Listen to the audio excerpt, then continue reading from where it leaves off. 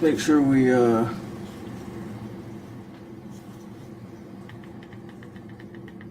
gotta check my sound.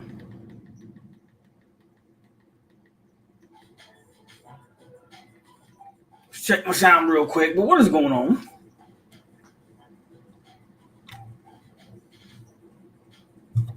How's the sound, everybody? Are we good? Sounds good on my end. Does it sound good on your end?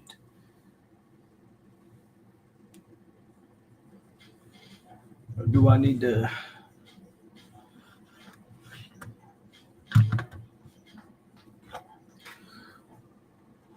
Oh.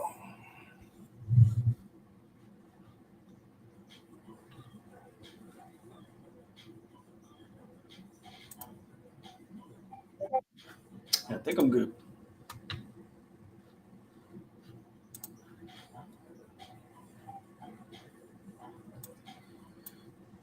One more second here.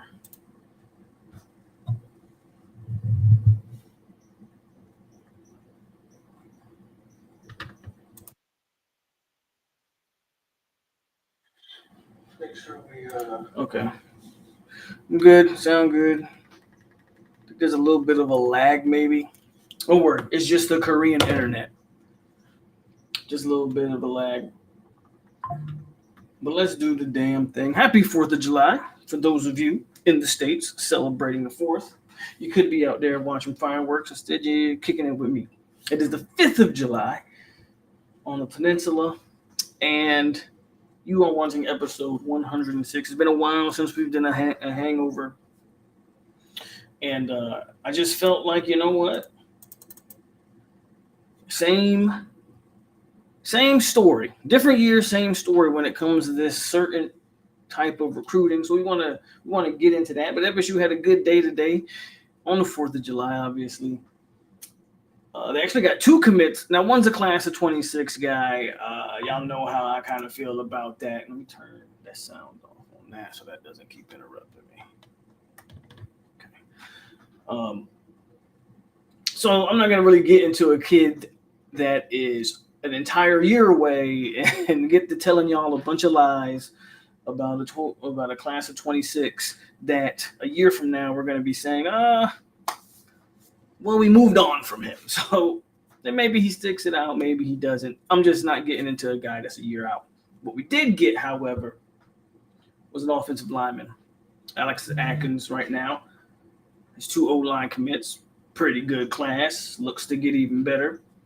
But the topic of this tonight's podcast stream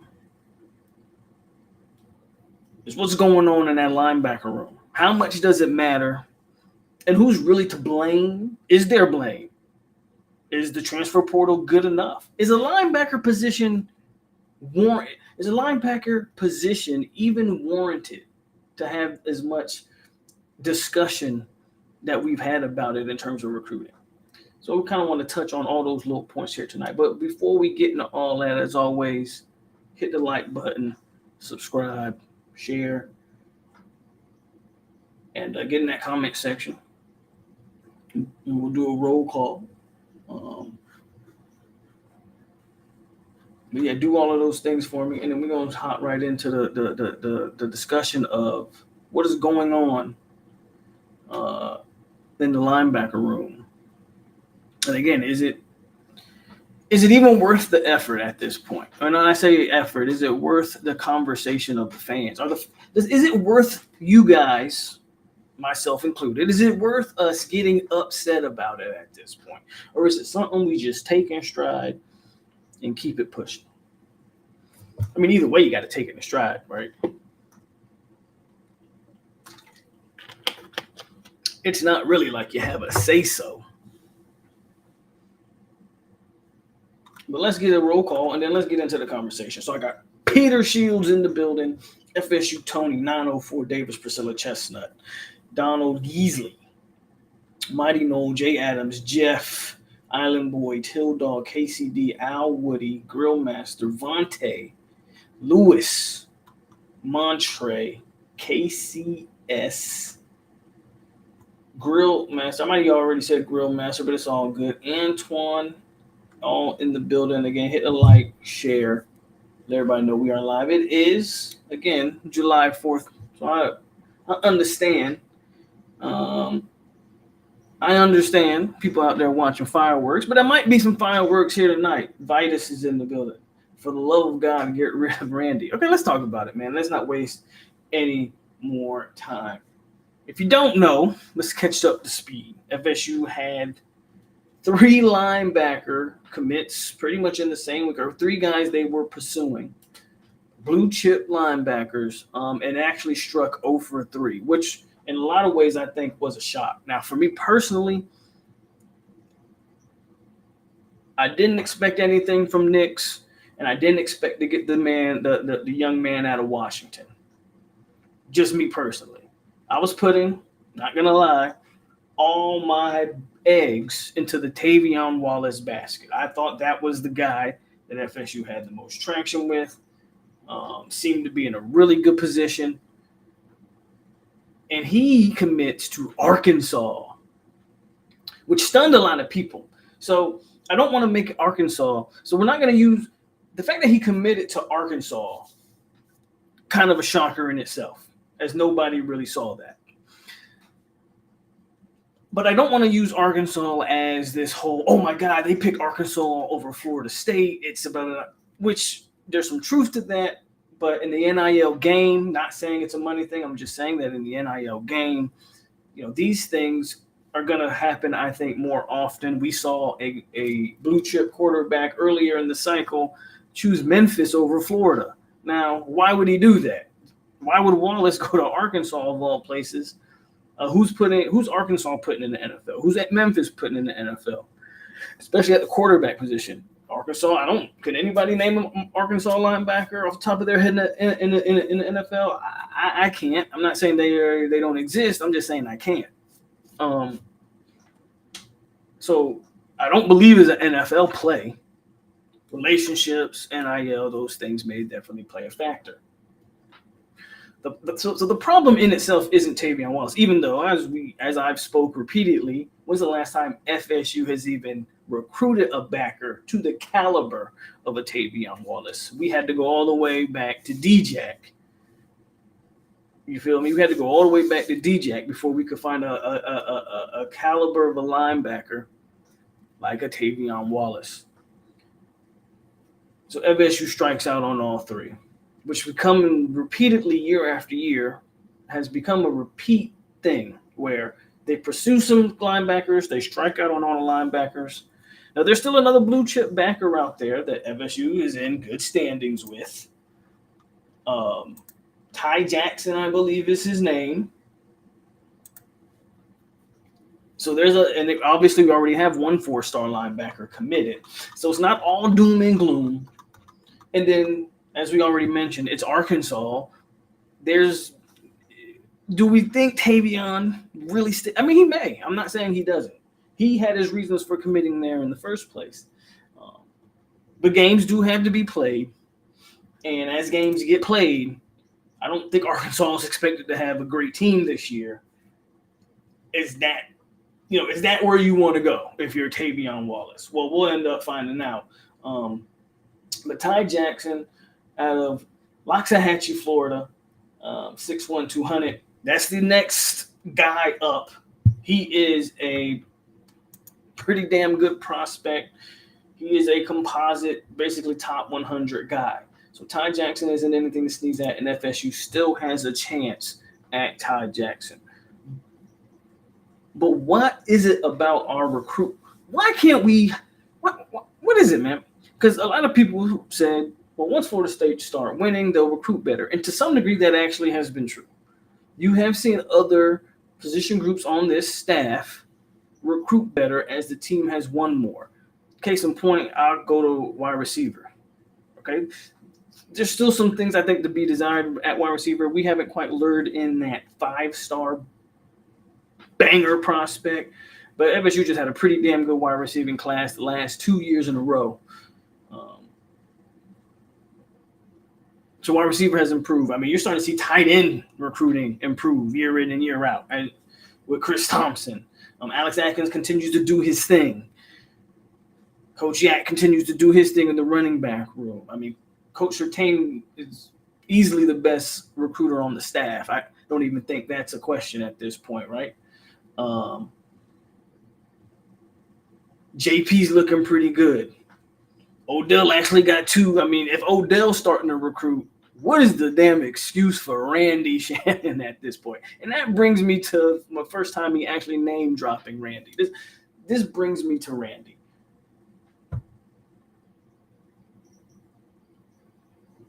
I've talked about Randy, it feels like for years now on this channel. So when it comes to me, this is nothing new.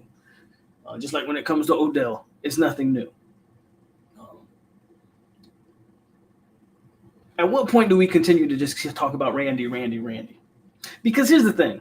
I see a lot of people, I see even more a lot of people picking up on the Randy thing now. I mean, somebody like me's only been saying it for 2-3 years, but okay, I'm nobody. I'm just a light-skinned dude on YouTube, on Facebook, on Twitter, and now on Twitch, by the way. So if you're watching me on any of them platforms, give me a thumbs up. But I'm just a light-skinned dude on the internet, so it really don't matter what I have to say. But now everybody wants to get on the bandwagon. You feel me? Of, well, Randy this, Randy that. Well, how much do we continue to blame Randy?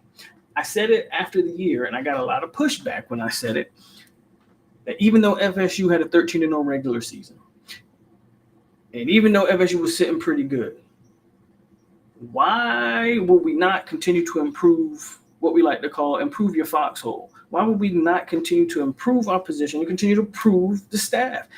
Everybody kept telling me, why would you make changes to a 13-0 or 13-1 staff? That doesn't make any sense. You're not going to.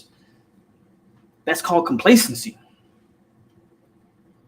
Some of y'all are complacent. Some of y'all get complacent very easily. It don't take nothing but to win a few games, and some of y'all as fans, get very complacent. I was telling you from the jump, we have to improve the staff. At some point, I can't continue to blame Randy because, like anything, if you allowing it,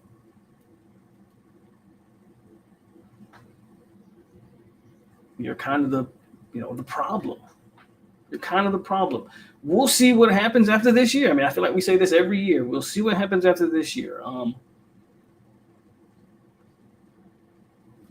You did end up getting Ernie to come on the staff. I don't know if that makes a difference. I'm on a wait and see approach on that. But the linebacker room continues to be a thing. In terms of the caliber of player you're getting. Now, what they continue to do is they continue to really address it in the portal. I think FSU got a very good portal class of backers this past offseason. You got the guy with a lot of production and Cam Riley out of Auburn. And then you got a redshirt sophomore who was a high-tier prospect coming out of high school, and Murphy, who's not done, who can still grow into and be a good player for you. We like some of our development in that room. The word is that Blake Nicholson's coming along fairly well, and Cryer's coming along well. You did bring back Deloach, which was a good thing for the experience of that room. So we got some bodies in there. But if you look at the stars in that room, and if you take Murphy out, because he originally was at Bama, let's just take him out just for the sake of my argument. Take him out. You talk about the guys that you got out of high school. Blake Nicholson, who I believe was ranked in the 200s, is the highest guy you got. After that, there's a dramatic drop-off in terms of the caliber of linebacker in that room. Has it reared its ugly head yet? Well, we don't know. We don't know. It's on a wait-and-see approach with how the linebacker room looks this season. I actually think the backers should be fairly good. But I would like to get some better players. Before we continue the conversation, I'm going to hit the comments because I see the comments are jumping. So I want to, by the way, again, hit the like button and share the video. But I'm going to hit the comments and just see what are y'all thoughts so far on some of the stuff that I'm saying. Where do I start, man? Let's start right here, yeah. Lewis says, can we keep blaming Randy at this point? That's the question I want to pose. That's one of the questions I want to pose. And that's the first one. At what point do we continue to blame Randy, or do we say changes need to be made and it's someone else's fault?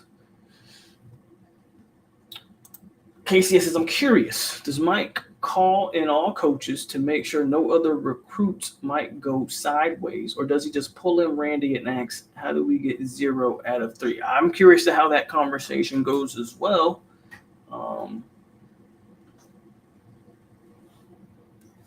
Where's Adam Fuller in this conversation too, as the defensive coordinator, as sort of Randy Shannon's direct supervisor? Like, I don't know. How's the chain of command working at FSU and Tallahassee right now?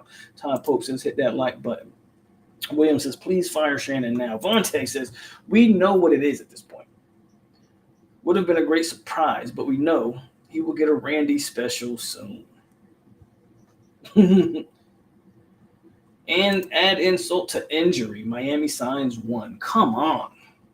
Miami got Knicks out of IMG, if I'm not mistaken. Arkansas is only winning 5 games this season. What's up, Davius Freeman? I'm all right with the money decision, and FSU with the battle's end says, no, we ain't paying that because Randy does develop and recruits portal well enough. That's going to get into the next topic of conversation. And that's how important exactly is the position as a whole. How much resources should you pump into linebacker recruiting? I do want to hit on that. And I'm not going to use that as an excuse, but I do want to hit on it. Raymond James says, greeting, brother. Polk and chat. Please hit the like, subscribe, become a member of the channel, and share. Thank you. Arkansas's linebacker coach his brother at Kentucky. It was kind of a relationship play. Got it. That's good to hear. I'm curious. Relationships, absolutely. I would argue relationships are what matters most in recruiting. At least you 9 out of 10, I would argue, relationships usually win out. Every once in a while, you get a knucklehead that'll burn relationships for the bag. But most of the time, relationships absolutely win out. So that makes a lot of sense. Did his brother at Kentucky make it to the league, though, is my question. Granted, Bethune got drafted, right? He got drafted pretty late. It's not like FSU doesn't have a recent track record of getting linebackers to the league either, so maybe I can't use the NFL play. I still would have been pissed, but the fact that it was Arkansas and that Georgia, we got beat out by, sucks. We've been saying this about linebackers. I got reported on Twitter for it like a year ago. Now everybody feels the same. That's the Florida State fan base. Florida State fan base is what I like to call, they're not proactive, they're reactive. Again, when I was saying, let's get ahead of the problem, we see the weaknesses, let's address them and continue to improve. Like you saying, Tony, people, you da-da-da-da-da. Now, after the damage is done, after you missed out on the 3, you missed out on Tavion, who would have been the best linebacker commit in a decade. Now it's, well, Randy's got to go. Well, you wasn't saying that just 5, 6, 7, 8 months ago. Now all of a sudden you want to say Randy's got to go. The results have been the same for the last 3 years, so I don't know why you want to jump on that bandwagon now. But that's because FSU fans are reactive. They're not proactive. They said, what kind of NIL in Arkansas? Earl's Biscuits and Gravy Shack? I don't know, man. Arkansas.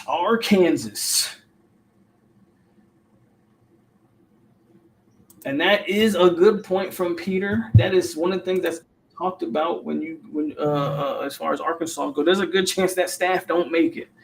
So why would you pick them? But that also plays into the transfer portal era. Another thing we'll hit on. I'm going to get a few more comments out, and then we're going to continue the conversation.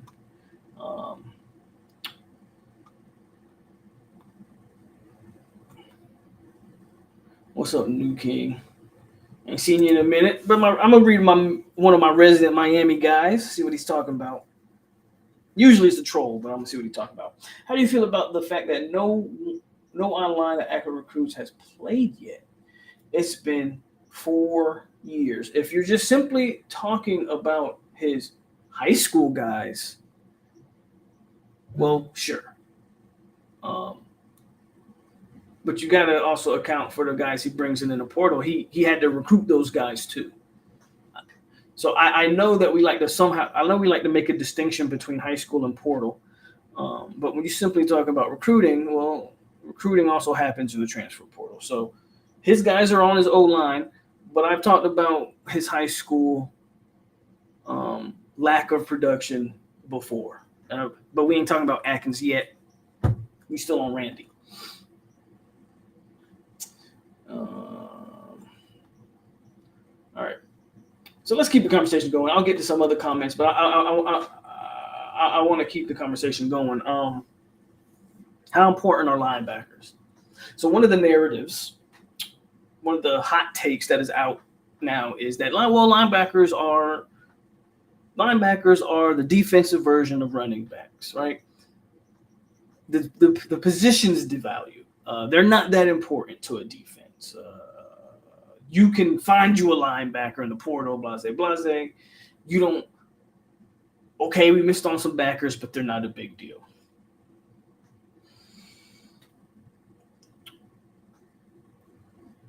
I probably can't argue that. Give me a second. I don't like when we start devaluing positions in football, though I do understand that there are premium positions and there are other positions that we can fill accordingly. On the defense, you have your premium positions, your edge rushers, your corners are usually interior defensive linemen also. But like in the secondary, your corners are more valued than your safeties, right?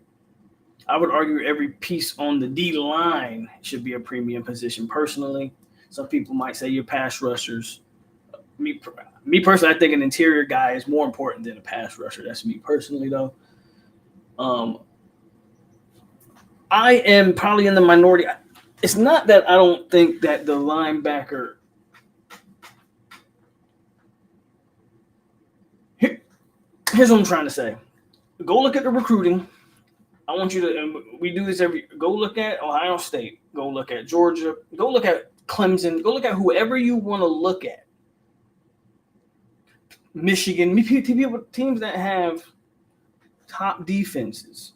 And I want you to go look at the kids they're recruiting at linebacker. And then you come back to me and then you tell me linebacker position doesn't matter. Talent matters. I really don't care how you try to spin it. Talent matters. Georgia's only signed like the number one linebacker in every class, I don't know, probably for the last 5 years. Well, that kind of shows and reflects on the field, doesn't it? Same thing with a lot of these other schools. Clemson's another one. They've had great linebacker play for a while now. Well, that kind of shows on the field, doesn't it? Because you can say what you want about Clemson offensively. Defensively, it's been carrying Clemson for, what Venables ended up building over there at Clemson has carried them through their offensive struggles. A program that used to be offensively the Taj Boyd and the Sammy Watkins era, the Trevor Lawrence and Deshaun Watson era. Now they have gone to a defensive identity team. A lot of that has to do with D-line and their linebackers. I am not one of those people that think we can just start devaluing position groups, especially because we want to give excuses of, linebackers don't really matter, so I'm not going to get mad about it. Well, check the top defenses in the country, and you tell me that the linebacker position doesn't matter. Because it matters, in my opinion. Are other positions maybe more important? Sure, but your defense feeds off each other, probably more so than the offense. As we know, a great pass rush helps the secondary. A great secondary helps the pass rush. Well, you get a great interior that lets your linebackers to move free and in space. And your linebackers can help a defense. Hold on, man. My phone keeps. throwing me off. Your linebackers can help with your defense in the run game, and other things you can cover. I mean, that's just what it is at this point. I think FSU needs linebackers. I don't think it was a fluke that last year Deloach played the best we had seen him play at Florida State. And the defense was the best defense Adam Fuller's put on the field. Now, that had a lot to do, obviously, with the verse. But we've had other guys like Jared Verse. Jermaine Johnson, granted, he was only here a year. Top to bottom, I would argue Jermaine Johnson is a more talented football player than Jared Verse. You know, you can make that argument whatever you want. Didn't have the pieces around him. Though Keir Thomas played very well in that defense. As a defense as a whole last year, I mean, we saw one of the best defenses that we had seen in a long time. And I don't think it was a fluke that Deloach played his best ball. And again, that's just because everybody fed off of each other. I mean, without your linebacker, you don't beat Clemson. Right? You don't beat Clemson. That's just the fact of the matter. Without Deloach's play, you don't beat Clemson. So I don't know why we're in the business of devaluing positions in today's football conversations. Like they try to do it with running backs, and yet Michigan just won a natty basically being a defensive first and run-oriented team. It is what it is. Like, football is a game. Yeah, we make it more flashy and it evolves to a degree. Let me tell you, football is a very basic game. And I think if you ask 100 coaches, 99 of them will tell you if they can if they could run the ball for 5-6 yards of carry, that's all they'd ever do is run the ball 5-6 yards. It's a basic game. If you can run the ball and play defense, you can be successful. A lot of that starts up front. And I think linebackers are more important than people want to give credit to. And I think a guy like Tavion, man, I think he brings a dynamic athlete in that linebacking core that you haven't had in a while. So I push back a little bit on the narrative of, well, the linebacker position doesn't matter anymore. It matters. You still put backers on the field, it matters. They might be asked to do different things in today's game, but the backer position still matters. So it's kind of the way I wanted to kind of address the whole, well, linebackers are not important. But again, unless you tell me if Georgia's not pumping resources into linebackers, let me know, because I know they are. If Clemson's not pumping their resources into linebacker, let me know. And any of these other teams that have been considered top defensive teams over the last 5 years, show me that they don't recruit the backer position. Show me where their backer position, those guys are ranked in the 4, 5, 6, 700s. Show me that, and then I will then agree that the backer position doesn't matter. But you're not going to be able to. You're going to see that those teams are recruiting blue chip backers. So that position matters. That position absolutely matters. Now let's get back to the comments. I think I went on for a little bit, but let's get back to the comment section and see if y'all agree with me. Do y'all think the backer position matters, or am I just? It's not a big deal. The linebackers don't matter, and you can pick a linebacker off the street. It basically is what some people are telling me. You can go get a linebacker at a discount auto parts. Is that the case? Antoine says, if you're a top 100 recruit, you can go anywhere in the country. Are you even considering Arkansas? I mean, unless you're from Arkansas, probably not.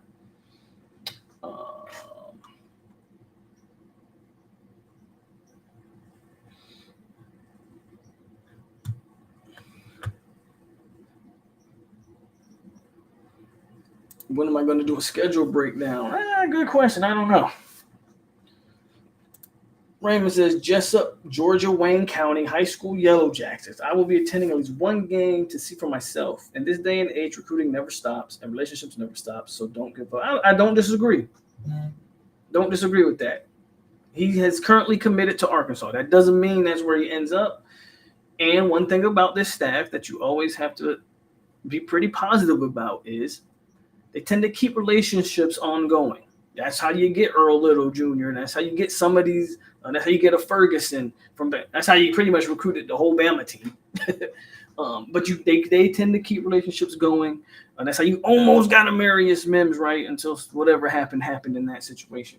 They tend to keep relationships going even after a young man goes elsewhere.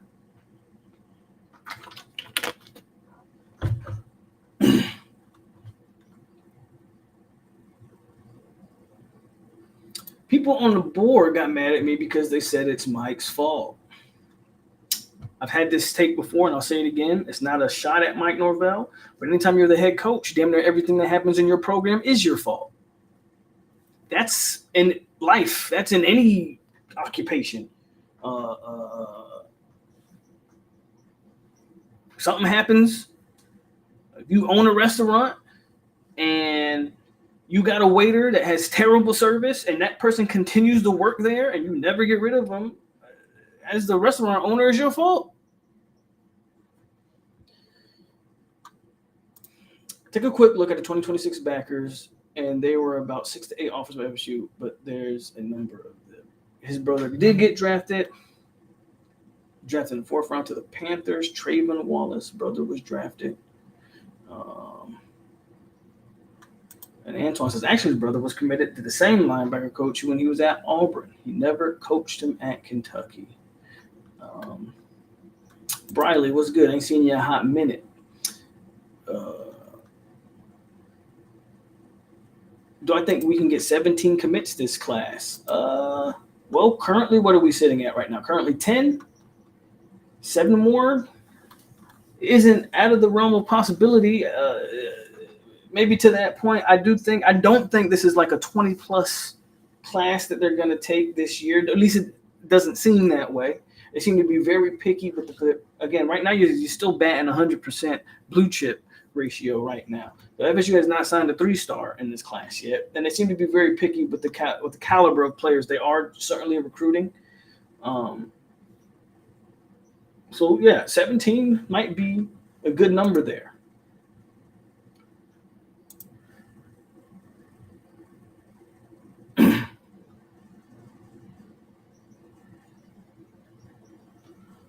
What's up, OG?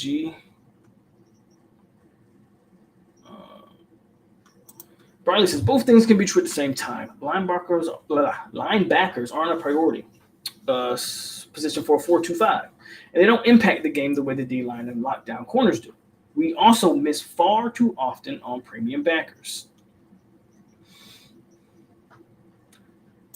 The difference in importance between the D and the D tackle seems dependent on whether you're facing a pure pocket passer versus a mobile quarterback. That are some that are more popular these days. Anthony says, do you think this is a modern era of these air offenses? Do you think the linebacker position has become less important and the DB position? Yeah, I mean, yes, the DB position has become more valuable, and that does have to do with the fact that teams spread the ball more. But it also has called that the linebacker position has also evolved. And linebackers are asked to do more. The days of Brian Urlacher type backers, those you'll never see probably those guys ever come back. Okay, your linebacker has to be able to identify the run, also cover in space, cover the tight end. If he's good enough, get on a slot guy if possible. Right, your linebacker has to be able to do a lot. So I think the position has evolved. And it's why you see a lot of these also linebacker safety hybrids because of that.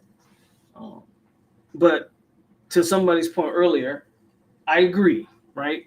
It's not as an important position as it maybe used to be, but you should still be recruiting talented players to field on your defense.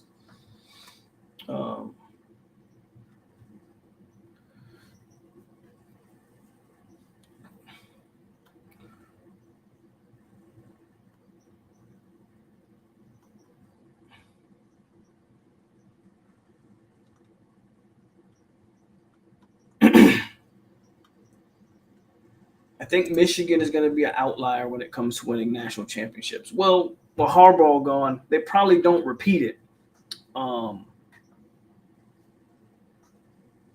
if you're talking about recruiting rankings, maybe.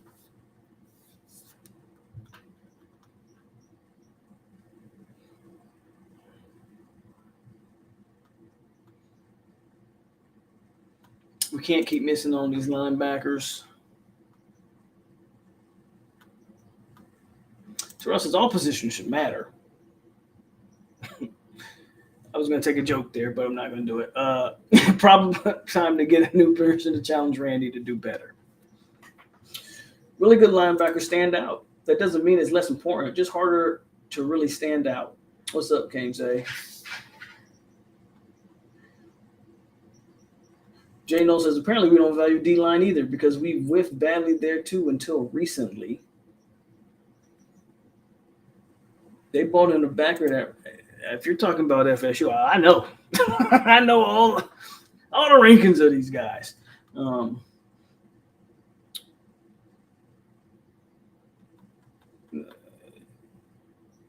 Lundy should be this year's Bethune, and if Nicholson takes a step, should be our Deloach, possibly even better. And the way they want it, it was purely on defense in the running game. I don't think that style of winning a national championship is going to work. Okay, I'll disagree with you there. If you were talking about the recruiting aspect of what Michigan did and the fact that they were able to recruit in the mid-teens and kind of develop their way to a natty, then maybe you're right. But defense and running the ball wins championships. I mean, Florida State won the ACC doing that when Jordan Travis got hurt. Defense, I mean, that is a staple. You can say it's not going to work. It continues to show that if you play defense and if you can run the ball, you're going to win. That's just what it is. That is football basics 101. As much as they tried to take it out of the game, every year it shows that teams who can do that usually have pretty damn good football teams.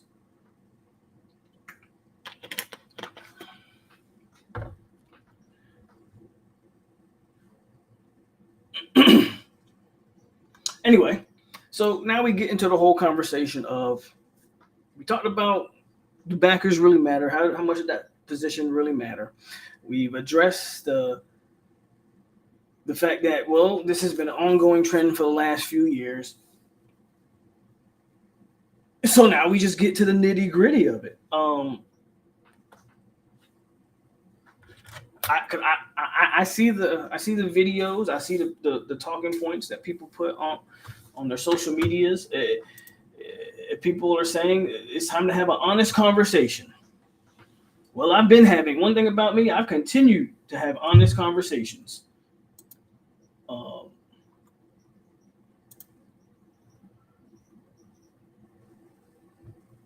What do y'all want to do? What do we want to do with Randy Shannon? Like, he is, in college football terms, if we're being honest, Randy is a dinosaur pretty much at this point. The man's literally coached like every school in the state. And as far as high school goes, it really,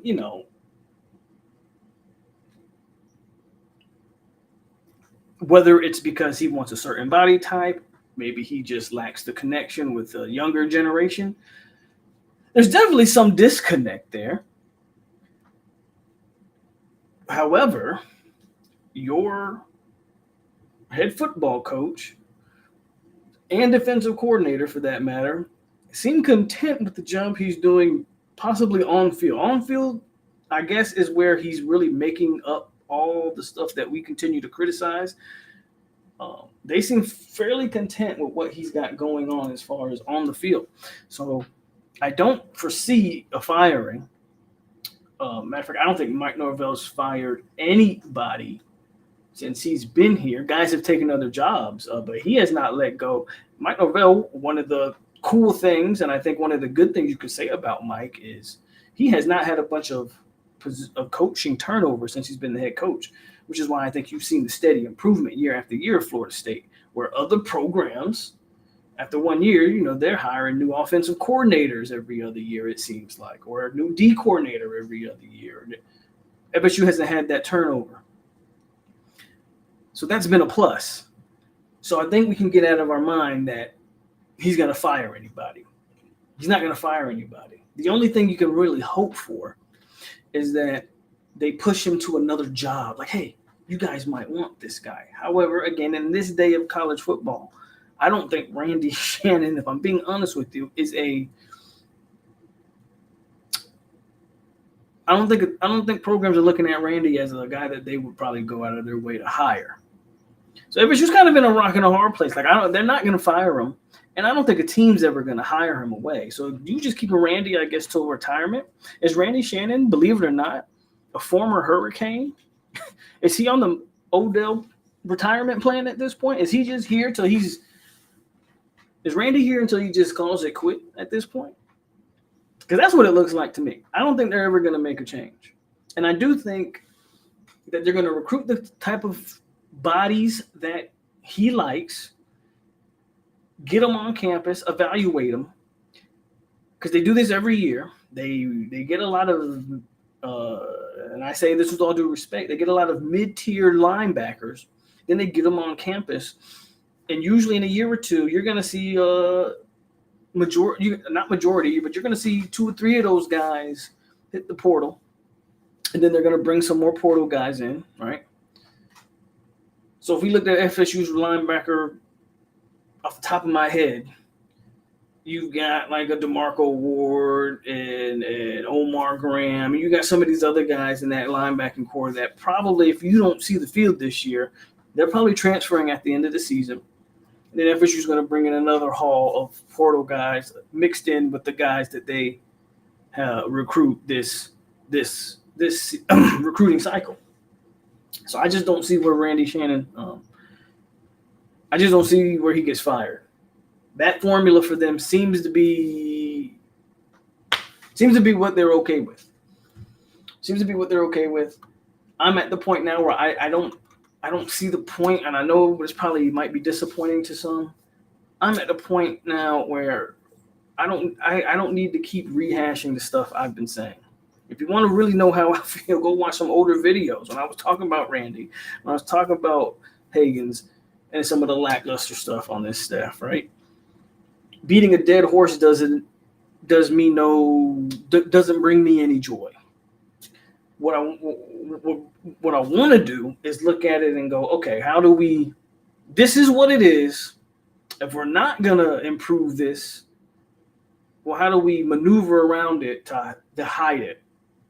So one of the ways you can hide linebacker recruiting is if your defensive line recruiting starts coming up right now. FSU's got a damn good defensive line class. So that's one of the ways. That is one of the ways you can start to hide it. I think last year I talked about Deloach and how important he was, and that you don't beat Clemson without Deloach. But I'll be 100% transparent with you. Our backers played well because our defensive line was awesome last year. Okay? Defensive line made it easy on those guys. That's the way to hide it. If you're not going to recruit the elite of the elite backers because you are incapable of doing so, then our defensive line needs to continue to be what it basically looked like last year. And I'm on the record. Y'all know I gave my hot take. I think Farmer, Marvin Jones, and Pat, I think they will be better than last year's Fisk, Verse, and Pat. So y'all can take that. Y'all can clip that. I know all that good stuff. I'm going to stand on that. And if I'm wrong, I'm wrong. But yeah, so something's got to give on that. I don't even take joy in talking about Randy and that stuff anymore. Like, I was upset that we didn't get Tavion, but then I also remember this 2024 recruiting is an ever-revolving door. And if you believe anything, I keep telling y'all, if y'all believe a word that comes out of any of these recruits' mouth, you're just as gullible as any of these other, I'll sell you a beach house in Alaska if you believe anything a recruit says in the year of our Lord 2024. So that's just the nature of recruiting, right? It's going to change. It's what they call fluid. It's going to change. Again, Arkansas's got to play games. They're not predicted to have a very good football team. SEC, with the addition of Oklahoma and Texas, obviously gets tougher. There's a good chance FSU's not done in that recruitment.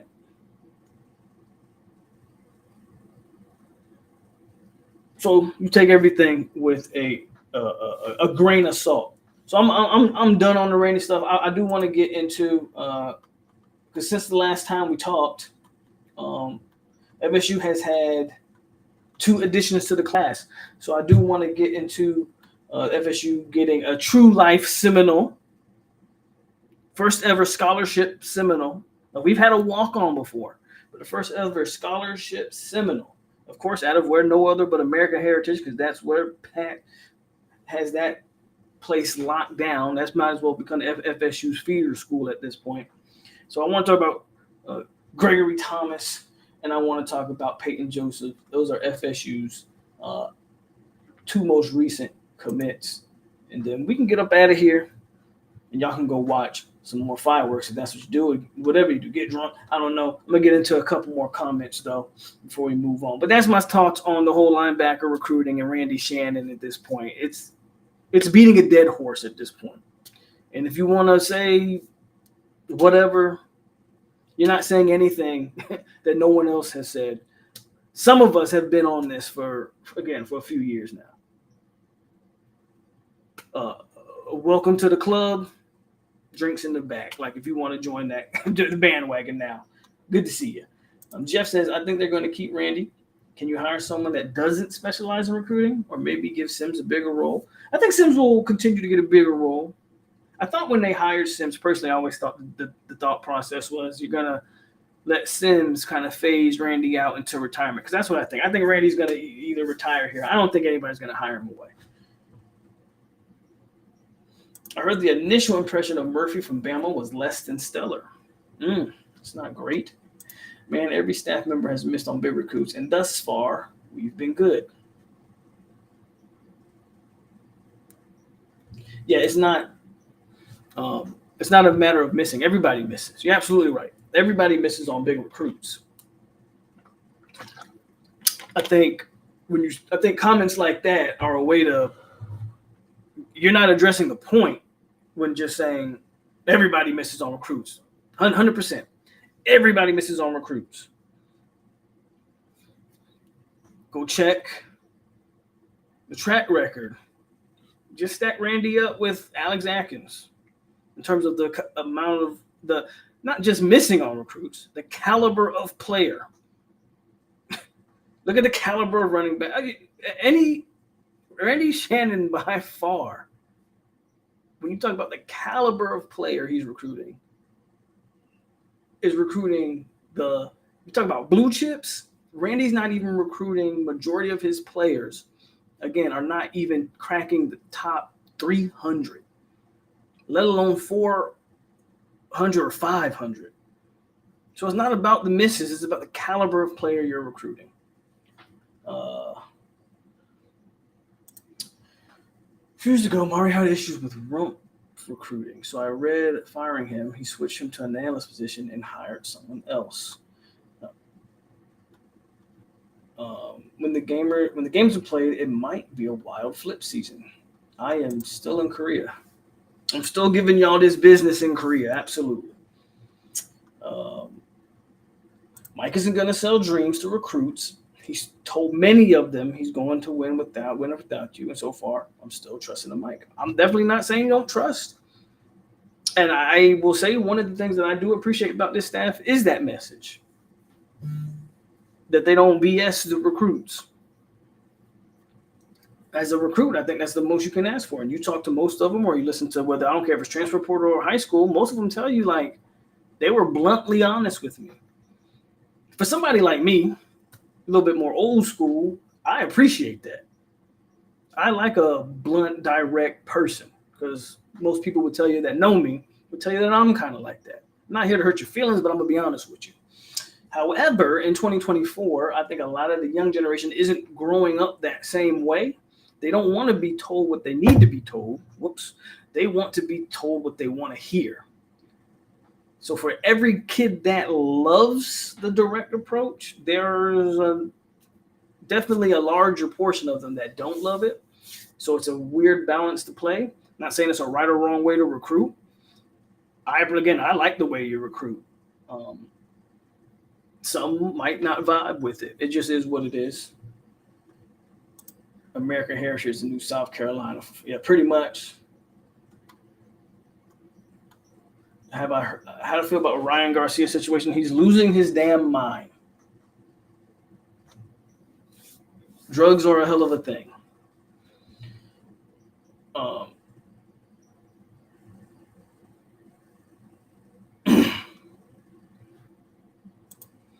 He don't play DB though, do we, Zay? So we all right. We don't play DB.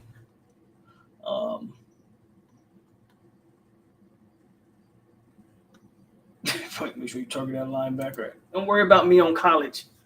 Like a whole lot of ass problems. A lot of people were talking crazy. We like 2 weeks away from this game, and a lot of people are getting real quiet now. So I appreciate that comment, Zay. But a lot of y'all was talking crazy, and it's almost time to actually get on these sticks. And a lot of people are backtracking. I'll play on Xbox. I don't play on PS. Everybody on this channel should know I am PS5. Don't come to me talking about no Xbox. PS5 from the beginning to the end. We've been on that. So a lot of y'all making a lot of excuses when it comes to these sticks. So I thought you was on Xbox. No, motherfucker, you knew I was on PS5. You just don't want this work. So a lot of shit talking has ceased and desist because y'all scared.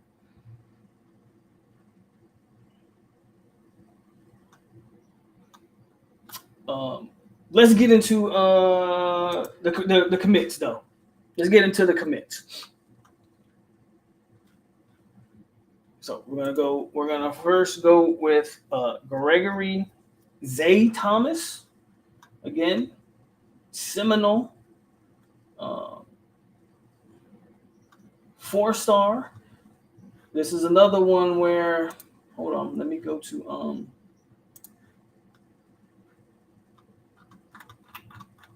because it's so weird. The contrast of 247 and On 3 continues to be very interesting. Where, again, 247 is a lot higher on Zay than On 3 is. Either way, he's a blue chip. On 3 has him as a 3-star. 247 has him as a top 200 guy. Crazy how that works. And Rivals has him. I don't even know why people still use Rivals, but I guess it helps the industry rankings. So 247 is super high. On 3 don't even have him ranked nationally, which is wild. The industry ranking has him as an 89.99, so a 90. And then on the composite, he's a 90 and a top 300 guy on 247's composite. But if you don't know, Pat has a type. And if you look at the type, and when I say type, you look at the bodies of the there's my phone going off. If you look at the measurables of the DBs that Patrick Surtain recruits, if you are not 6 foot and above, you probably aren't even getting recruited at FSU at this point.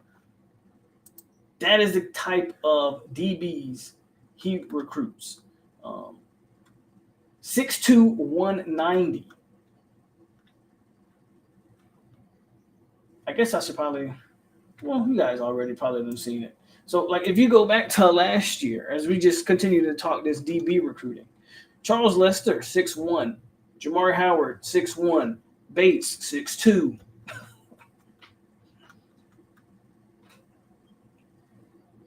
Ricky Knight, 6 foot even. You're not 6 and a foot and above. Pat's not recruiting you. He has a type, and everybody loves the long. Everybody loves long, athletic corners, and that's what you're getting in Zay Thomas. You're getting a long, athletic corner out of American heritage, and it's going to play how Pat wants them to play. I still remember the day we hired him. I think by far, Pat Surtain has been Mike Norvell's best hire. From on the field to recruiting, he's been doing the total package. Like the DBs have been better on the field since he's been here, and obviously he continues to recruit the premier players at his position.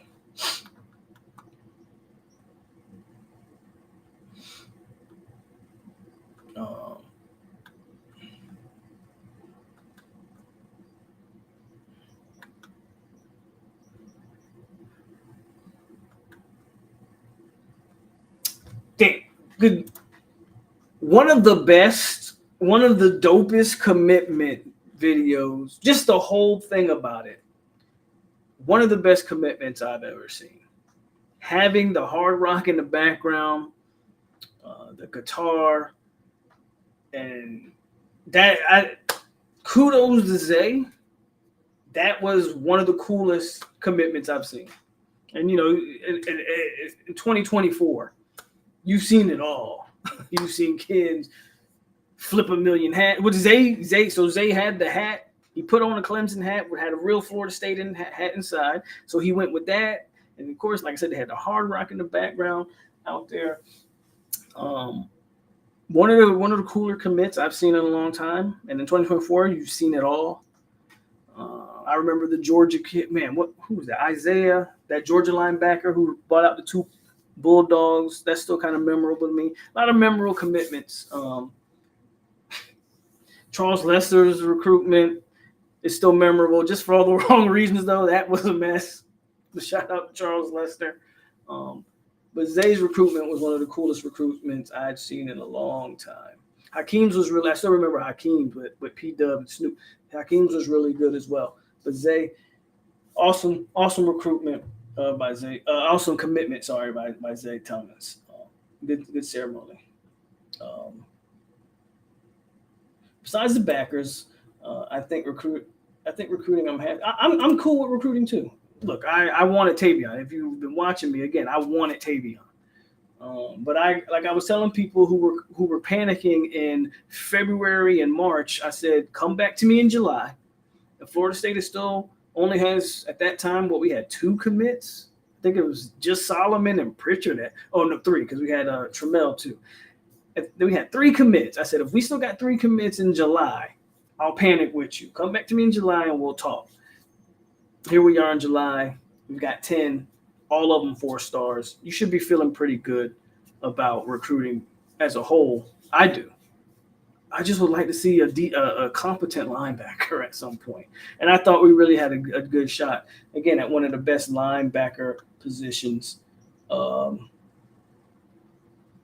of the best linebackers that we've been recruiting in a while. And actually, I thought we had a legit shot at him. And we still might do, by the way. We still might have that legit shot.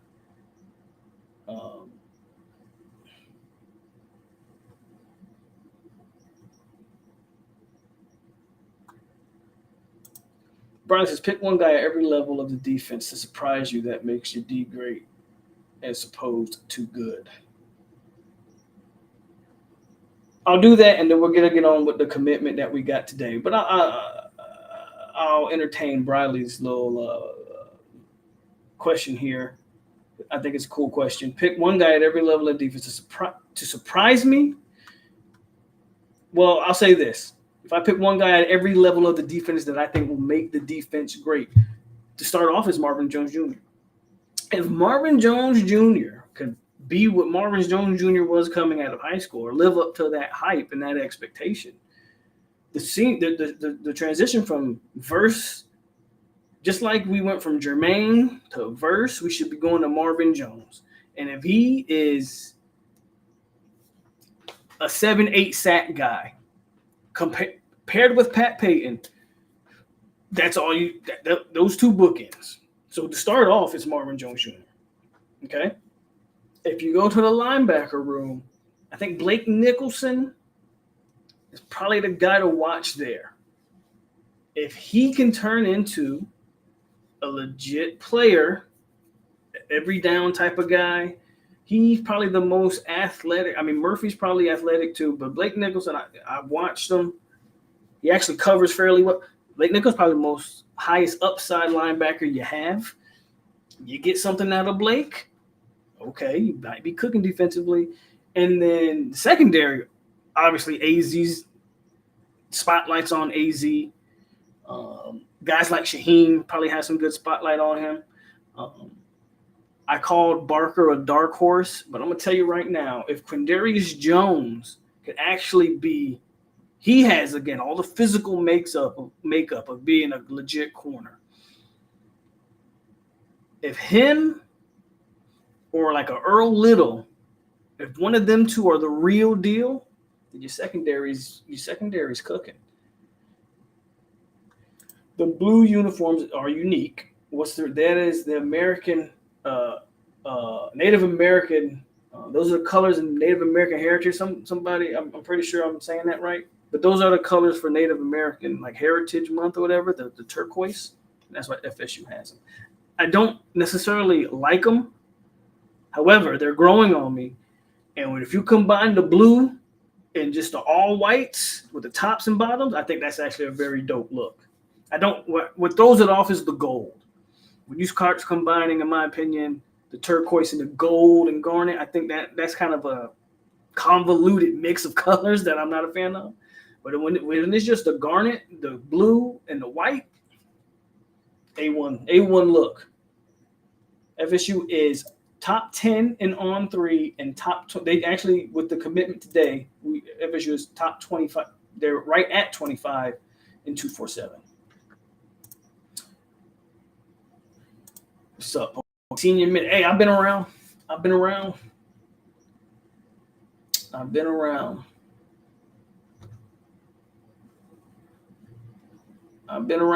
Wolf. I've been around. Been around Korea and back again. Actually, I'm still in Korea.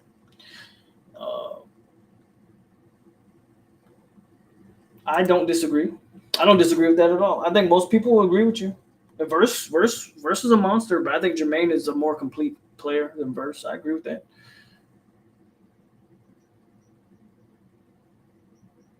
Earl, okay. So we're pretty much on the same page. Like I said, Earl Little or Jones, if you get something out of them, your defense probably great.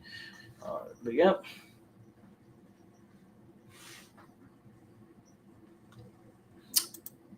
We also today on the 4th of July, we had a little bit of fireworks going as we did get a commitment from a former Gator commit. It was pretty much said that once he decommitted from Florida, FSU became the favorite. There was some Memphis rumblings at some point down the stretch of this recruitment. There was Memphis with this FedEx money all of a sudden, man. Memphis is becoming maybe a legit player on the trail right now. And there were some Memphis rumblings, but FSU got the commitment from Peyton Joseph. I'm bringing him up on 3 and 247. Consensus 4-star on all sites. He is rated higher on 247 once again. On 3 has him as the number 224th player nationally, while 247 has him as the 133rd player nationally. But his industry ranking is a 91.6, and then his composite ranking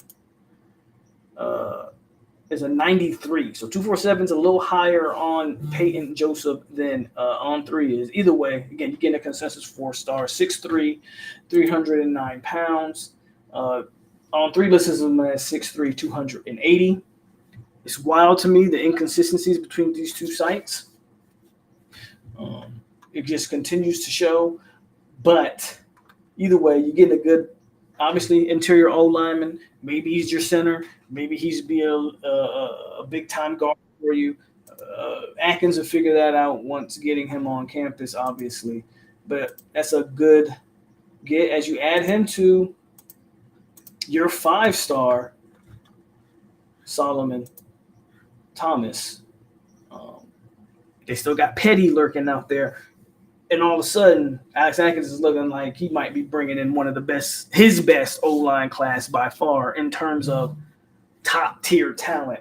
I mean, right now, Solomon Thomas would be the best guy Atkins has ever got committed here. And Peyton Joseph actually wouldn't be too far behind.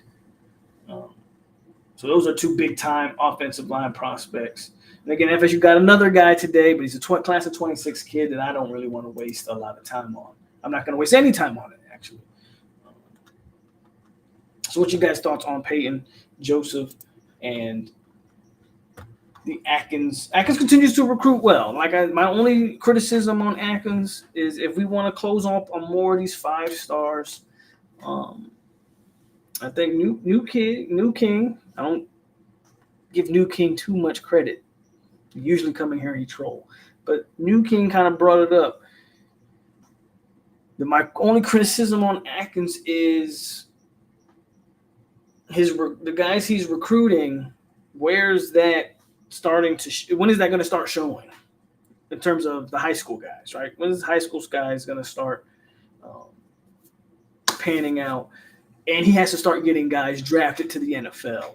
I think that would definitely solidify Atkins as a big time. Because I think right now Atkins, because we've been kind of worried, is Atkins going to get hired away? I think Atkins is on the verge of I think right now people see him as a good O-line coach and a good recruiter. The problem is, again, he's not getting anybody drafted. So if he wants to take that leap into the elite where actually people might actually start calling for his job, meaning, hey, we're interested in that. Like Atkins, how much is it going to take, right? He's got to start getting guys to the league. Darius has a great chance of getting drafted this year.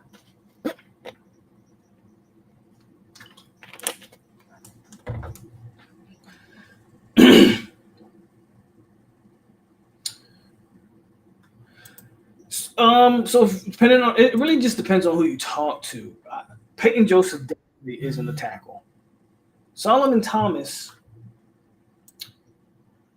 he's listed as 6'4", 315 on 247.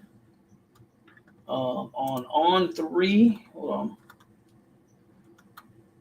He's listed at 6'5.5". So on 3 thinks he's damn near 6 foot tall, or 6'6".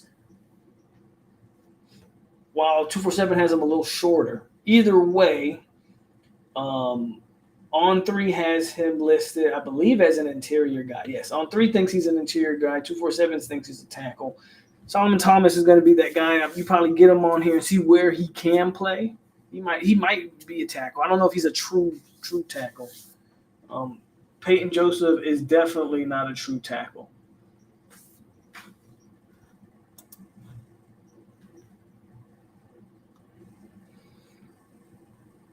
And if you can close on Petty, that's probably your true offensive tackle, even though I think, matter of fact, I'm almost positive that 247 and on 3 disagree about Petty in terms of, is he a tackle? I think 247 has Petty as a offensive tackle, but I think on 3 has him as an interior guy. I'm going to check real quick.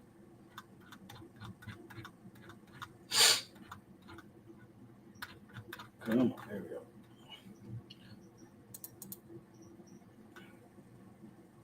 Yeah, so 247 has Petty as the second best tackle in the country and damn near a top 10 player on Josh Petty.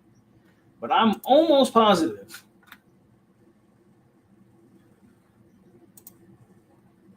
We're going to check real quick. But I'm almost positive on 3 thinks Petty's an interior guy. Could be wrong. But that's what I think.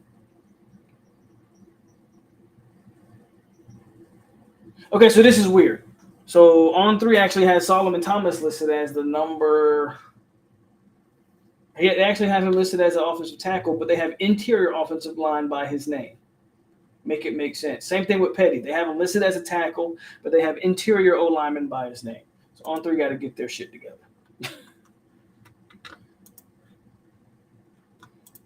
My man Chris is in the building with the $9.99. As always, happy 4th of July to Chris. He's always checking in on your boy, and I appreciate that. Orlando want to check in as always. Chris always showing love. That's my guy. Chris Robinson in the building.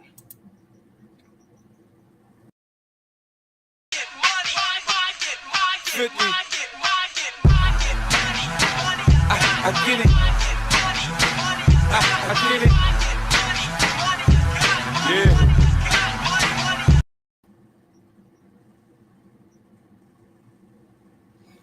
Whoever responsible for Peyton's development, that'd be JP. People, I think Patrick Peyton's development and Pat Peyton and Farmer's development, frankly, probably should be talked about more than it is. Farmer came on campus, 250 pounds? I wasn't even a fan of it. I wasn't a fan on putting another 50 pounds on, but look what Farmer has become. What did Pat Peyton come on campus? 200 even. Pat Peyton came on FSU's campus looking like Slender Man. And now you're talking about a guy who might be a first-round defensive end prospect after this year. Yes, we still got Cypress. Whoops. The staff has like Otto and Simmons as tackles for us in the future. I think they also like Estes as a right tackle. I feel like Estes has been here. I'm surprised Estes is still on this team. Man's been here forever. Right tackle is very interesting for Bryson Estes. Obviously Simmons, he's 6'8". He's definitely going to be a tackle for you. Otto's interesting. I know they moved Armella inside to guard, and my guess is Early's also inside the guard. I don't know what's going to go on with those guys. There's a lot of questions for Florida State on the offensive line. Once Byers and Darius and Maurice are gone, and even some of these other guys, it's going to be interesting to see where does Estes, where does Armella, where does Simmons, Otto, Early, where do some of these guys now fit into the grand scheme of this offensive line? Because Solomon Thomas is probably going to come in and try to play day one. You don't sign a guy like Solomon Thomas. And Petty probably needs time, right? Petty's listed at like 6'4", 260 pounds coming out of high school. So Josh Petty's going to need So On Three has listed at 6'4", 265, and I don't think it's much different in 247. 247 has him listed at 6'4.5", 262. So the consensus on Petty, I mean, that's a guy you're going to have to put 40, 50 pounds on. Solomon Thomas is already 315 pounds at 6'5". He's coming into play.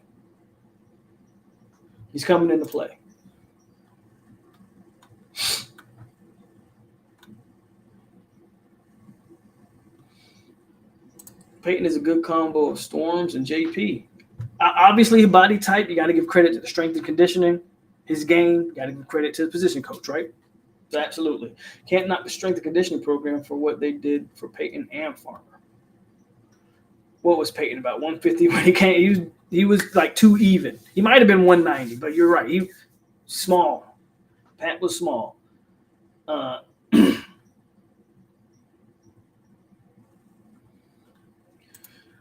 Early makes more sense at right tackle than Estes. You might be confusing the two. I think you're probably thinking Estes. Robert Scott will be gone after this year, even though, again, I don't know if Robert Scott even plays this year.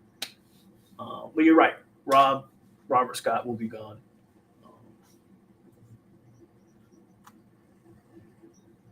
Is Armella a bust? Great question. We don't know yet. We got to wait till he gets on the field. Armella, that whole class, Armella, Early, they're the only two left from Quayshawn Sapp and Dontre Richards. That whole class is gone except for those two. So we'll see what ends up becoming of Armella and Early for that matter, because both of them were 4 stars.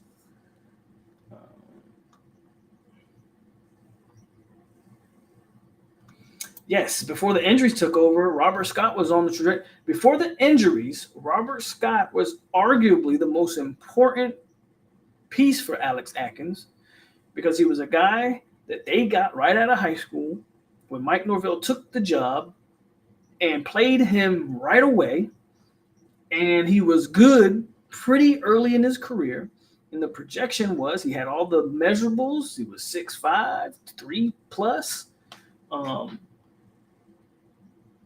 He was only a 3-star, so it's one of those things where if you can get Robert Scott drafted as a 3-star, where you go, what's he going to do with a guy like Solomon Thomas? But before the injuries took over, I think he was on that projection. I don't know about first-round pick, but I definitely thought he would have been a draftable prospect. And now I'm not even sure Robert Scott will ever – he'll play like last year, most likely. Robert Scott will probably look a lot like he looked last year. He'll play snaps here or there, but he can't be used consistently because he's just injuries. The injuries, right?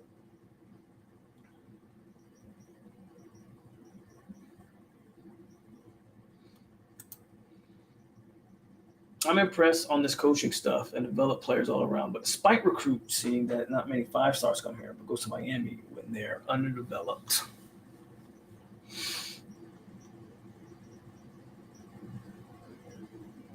Armella may never get playing time. He may never, especially if FSU, again, Solomon Thomas is coming to play.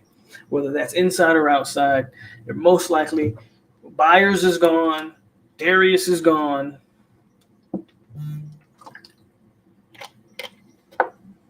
So you're most likely looking at a guy like Solomon Thomas coming in trying to play day one. I think if you can land Petty, I still don't think he's a guy that's going to play day one for you.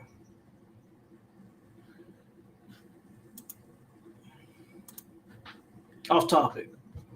But now that we are getting to the end of extra COVID year for players, your portal player numbers will go down. The staff needs to kick high school recruiting into another gear for 26. Maybe I don't think I hear what you're saying, and because of the COVID years, that's why I think the portal might have more talent than it might. Well, I mean, it's hard to say because we don't really know, because the portal and COVID kind of go hand in hand. Like, we've never seen the portal without COVID, without these COVID seniors.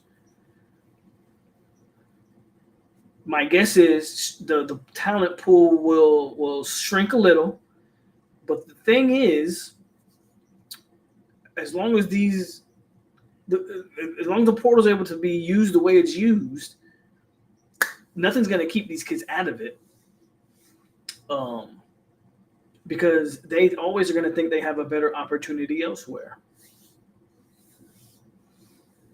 I mean, I don't want to, jump on a guy, but look at Rodney Hood as a perfect example, right? And FSU's not going to miss a beat in the running back room. I think everybody is aware of that. I don't know where Rodney ended up. I think anybody remember where Rodney ended up? He went from Miami to he walked on at Miami at one point. He was at FAMU at one point. I'm not even sure where he eventually ended up. It might be Arkansas. Rodney might be at Arkansas. I'm not even sure. The point is, you're always going to have guys like a Rodney Hood who think, allegedly, reportedly, that they might be worth more than what they are. So I think the portal's always going to have guys like that. So there's always going to be that talent. But you're probably right in the sense of the top, maybe the higher tier talent, or the just the overall talent pool won't be as deep,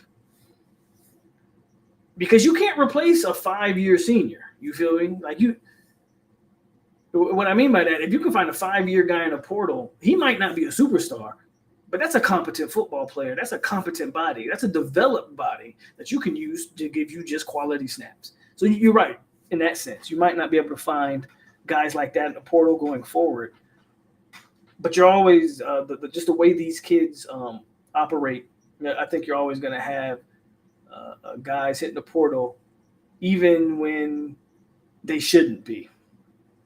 Even when it probably would be in their best interest to stay. Someone gets in someone's ear, whether it's family or coach or something.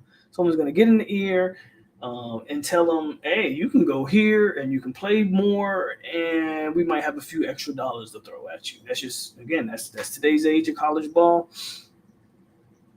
It's unfortunate, but rosters are a revolving door.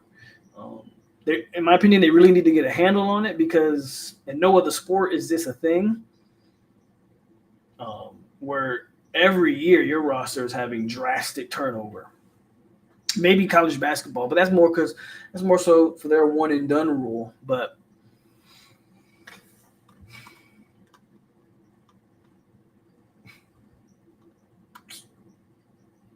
what caused Scott? Probably just playing before he probably should have. If I had to guess. Hoping Otto turns into something special. Seems like a cool kid. Zay says his only concern, because, Zay got to talk about his Canes, and we're going to let Zay talk about his Canes. It's okay. My only concern in the Cane land, Peasantville, but up front, I think they should take the pressure off the back end. You're concerned about your Hurricanes as your D-line? Is that what you're saying? Is that? Otto may start this year. Who's he? He's not going to start over Darius. And I hate to say it, he ain't going to start over Byers. FSU's got too much invested in Byers. That was a big recruiting win for them on the portal side of it. They're going to play Byers. Byers has to play. Too much invested there. Pat Surtain is keeping us good at corner. People forget Fuller specialized in coaching the safety position as well. Yes, that is his, yes, absolutely. Got that O-line pipeline from Key West. Zay says, I disagree about Miami's players being underdeveloped under this coaching staff. Previous coaching staff, hell yeah, they were. We'll see.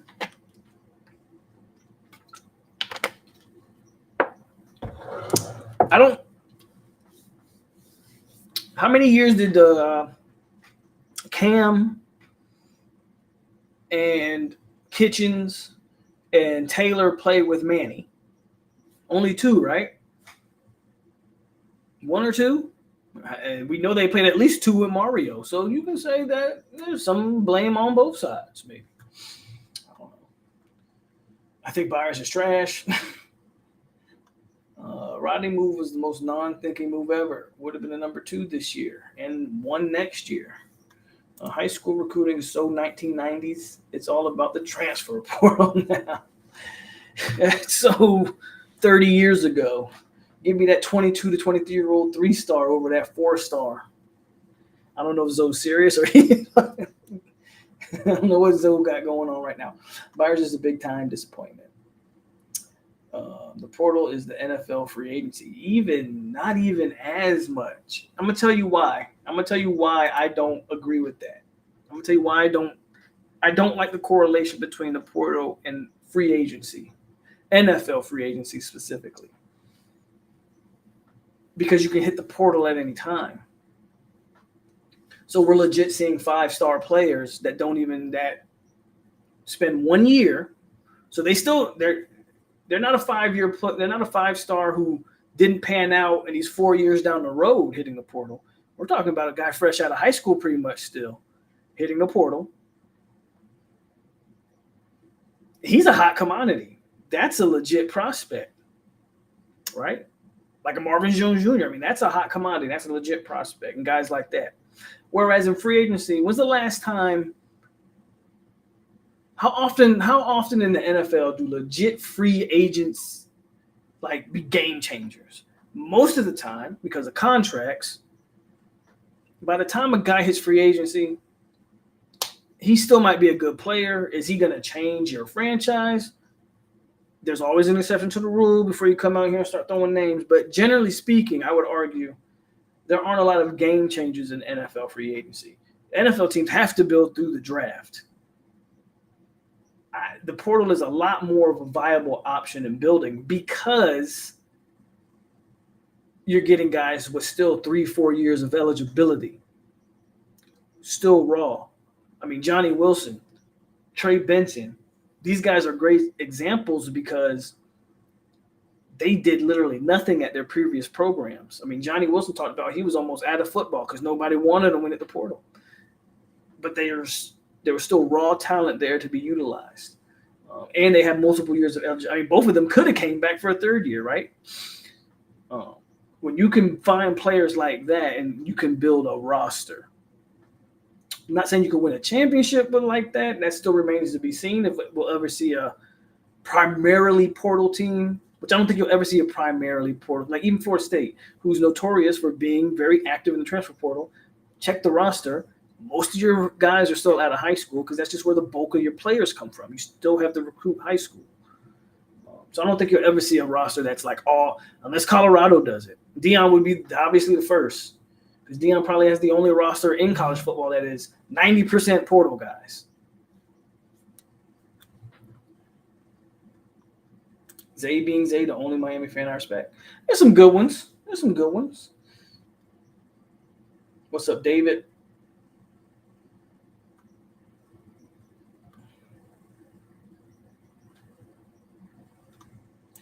Oh, you think your front seven is top 10? Top 10 in the ACC? Top 10 in what? Your front seven's top 10? Have you lost your ever flipping mind, Kane's? You got one good defensive lineman in Ruben Bain and a decent linebacker in Maui Gold. What are you talking about here? Zay, you gonna have chat?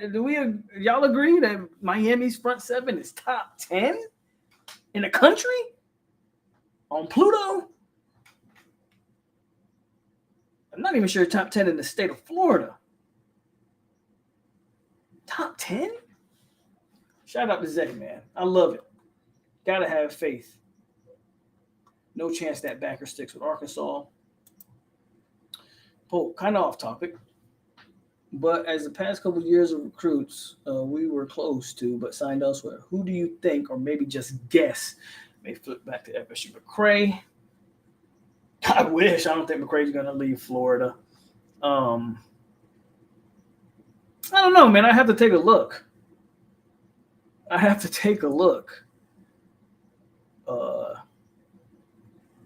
Trying to think of some guys.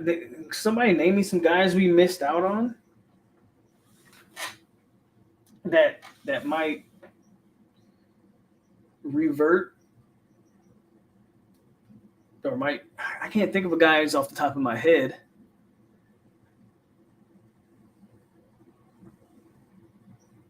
Like maybe a guy like a Cedric Baxter, but I don't think he leaves Texas, right? He's going to be the man over there at Texas. I would need a list of guys. Off the top of my head, I can't really think of one by this. But I'm sure there's going to be guys that full circle, like we saw Earl Little and guys like that, I'm sure. POLK, you think the staff continues to recruit Arkansas linebacker? I think so. My guess is yes. They will not abandon that recruitment. Zay says Cameron Williams is Manny's players. But they played. My point was he recruited them, yes, but they played the same amount of time with Manny as they did Mario. So who's really to blame for their development, or is it just a thing? And you think James should have just been a linebacker from the get-go? Okay. Damn, Terrence, what's up, bro? You just coming here with the heat. God, dog. You said it, not me, Zay. I'm sorry. Messador is playing in a custom old man shoes. Terrence is mad.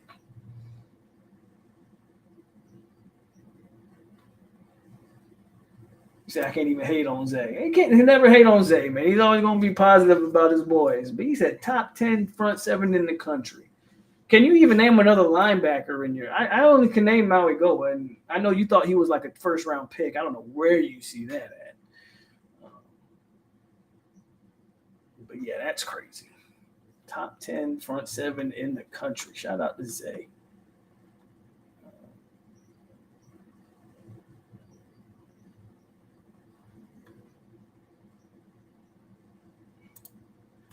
Is it Terrence? Is it your birthday? Your birthday is not today. That is a lie. I do not believe your birthday is today.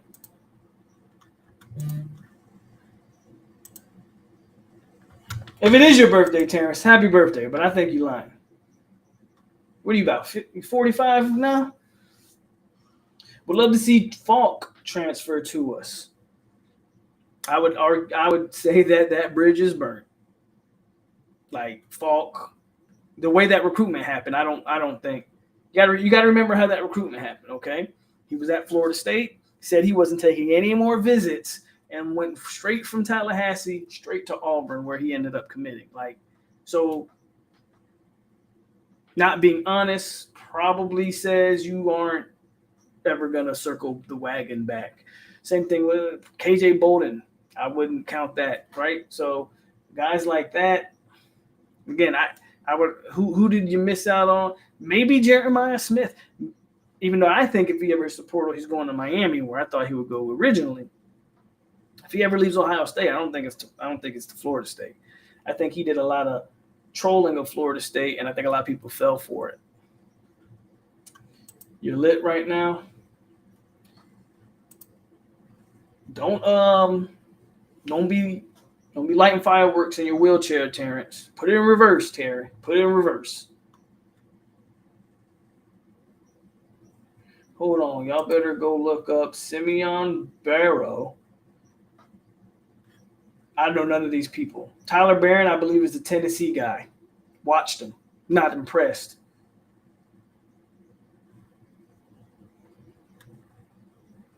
Of course you agree with Zay. Of course you do.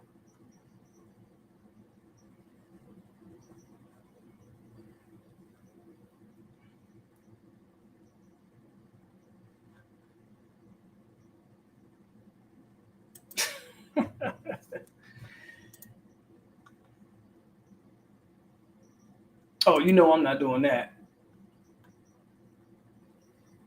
You know I'm not doing that.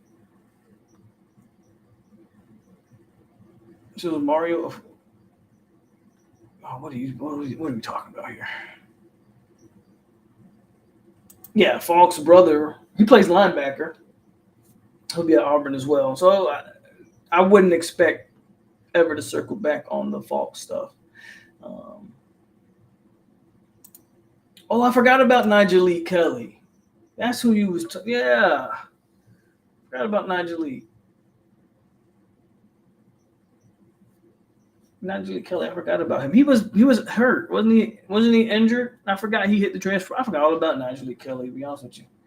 Should have stuck with the good guys, Nigel, and got developed like Pat did. Teach their own. Best of luck to you in Orlando. Brandon, what's good with you, my man? He says, damn, Sam McCall fell off a cliff. Haven't really heard much. Didn't somebody correct me if I'm wrong. Did Sam McCall transfer from A&M as well? I know he transferred to A&M. Feel like I saw that he hit the portal again. Not 100% sure. No, he walked on the floor. Sam McCall walked on the Florida, Brandon, if I'm not. No, that was Cromartie. That was Cromartie McLean. He hit the portal and walked on to Florida. Maybe Sam might be still at A&M. I'm not 100% sure, to be honest with you.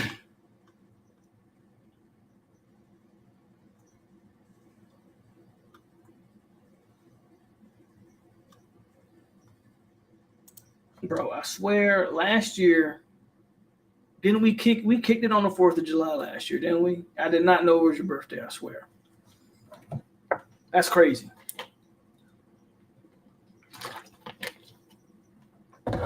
Maybe I'm the one that's getting old.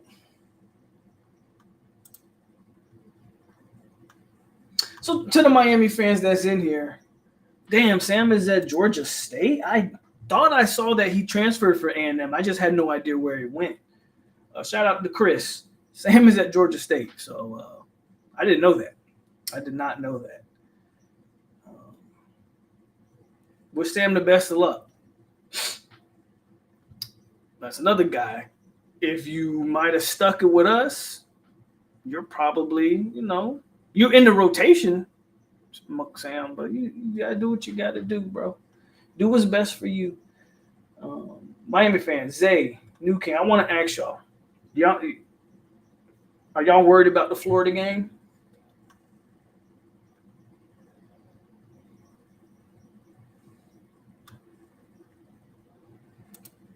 Are y'all worried about the Florida game?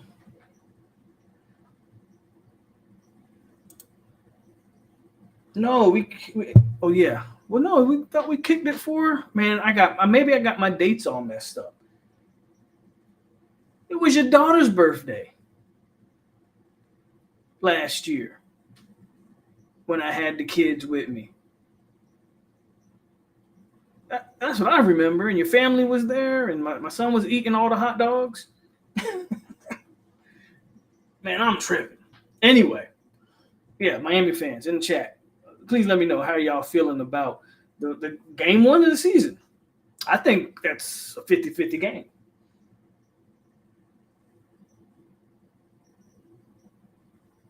I think that would have been a 50-50 game.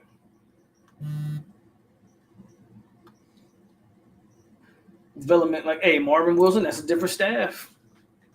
New staff now. Guys getting drafted. Anyway, Pat had more sacks and twice as many tackles as Barron last year, and Pat was our second best D end. And y'all keep saying happy birthday to Terrence. I swear I did not know it was his birthday. I feel like a terrible person.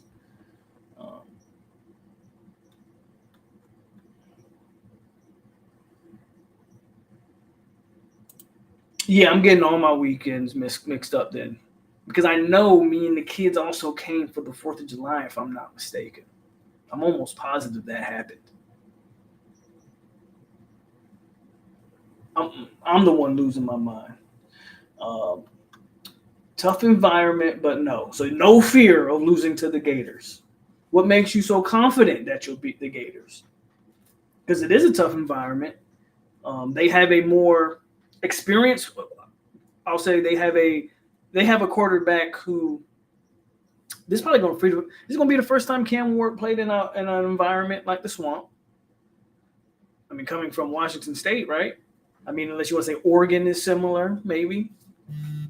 But that's going to be his first game as a Hurricane. You can say what you want about Mertz, whether you think he's a good player or not, but second year in the system, I expect Mertz to be, I'm going to say like a baller, but Mertz should be more than capable of protecting the football, making the right plays at home, first game against Miami. So I think Miami fans should have a little bit of worry, but my man say no worry at all. I hope the game ends in a tie. Man, if you're going to put Wilson on the staff, then every player since Mario, that's true. If you're going to put Marvin Wilson on Mike Norvell, then you got to put, yeah, like he's saying, every Tyler Van Dyke is Mario's fault, which to me it kind of low-key is, but that's a whole different conversation. Everybody's Mario's fault. Canes win 31-21. Okay. I ain't mad at it. I put my bid in on Florida on that game. I don't know why. It's just Miami. Can't get over that hump with them. They're both garbage, so why would we care? Nose all day. Man, shout out to Peter Shields with the $5. And I got you, baby. I got you. I got to find it.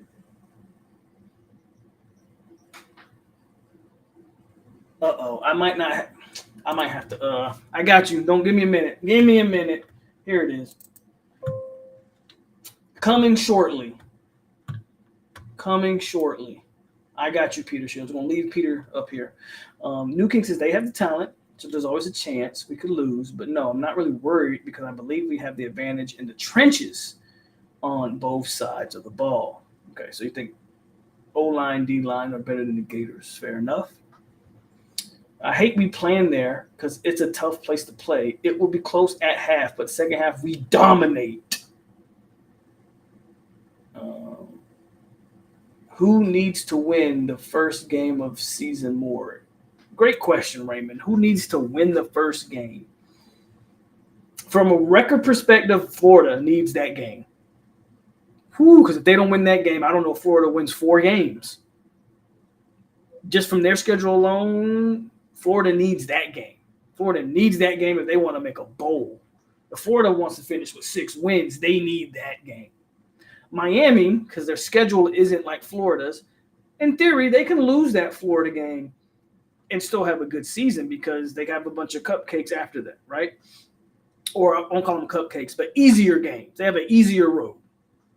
So from a record perspective, Florida definitely needs that game more. The problem I have is if Miami was to lose that game, I think that now, I don't know if the narrative on Mario doesn't start to, like, that game's going to be so interesting to watch. Because if Napier outcoaches Mario, both of them not considered great game day coaches. If you get outcoached by Billy Napier, there's going to be just say I'm tuning into the Miami spaces if they lose that game. First of all, I'm going to tune into the spaces anyway because Florida fans are going to be pissed off too. But I'm definitely tuning into Miami spaces if they lose that game. But I think Florida needs it more. Just to make a bowl game, I think Florida needs it more. I forget about you, Peter. Here we go.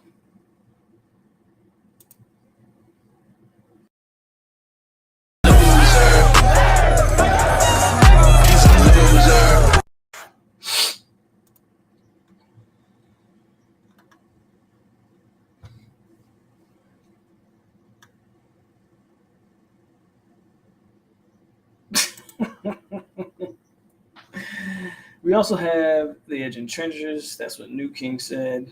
When was the last time Miami dominated the second half? That's a great question, too.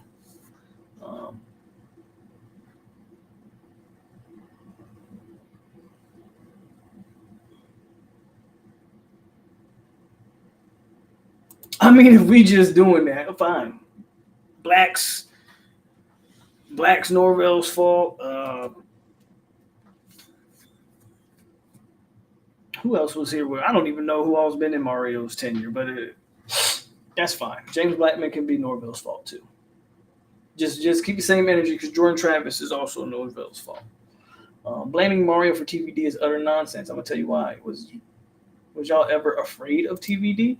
I'm not really blaming him. I'm saying if Buddy gonna say Marvin Wilson's on Norvell, then I'm gonna say TVD is on Mario, which again is a whole different conversation.